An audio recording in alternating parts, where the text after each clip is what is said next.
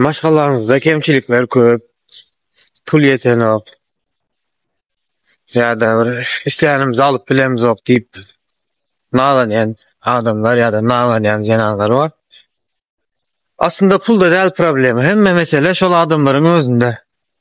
Ene bizleriň birinji mysal almaly adamymyz Resulullah sallallahu aleyhi we sellemiň durmuşyna garas. Kâwagt ýere zat bolmasa gül ýerekende onda bugün roza taýal diýeneke. Ağız bekläýel diýerek.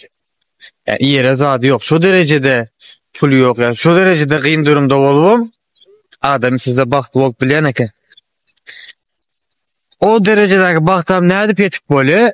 Allah'ın bizim üstümüzdeki nimetlerine fikir edip yetip bolýar. Nädip? Mesela gözümüz var, kemçiliksiz görüp dur, sözümüz, ona adamları aklımızdaki geçenleri beyan edip bilýärdiz, ýörep bilýärdiz.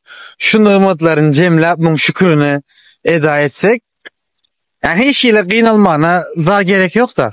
Yani kanagatly bolup gidýäs. Şoň üçin pulda imkadiýen bagtyň açary kanagatly bolmak. Baý bolsaňam kanagatly, pulsuz bolsaňam kanagatly. Ve şo günüňe şükür etip bilmek imkadiýet. Siz näle pikir edýäňiz?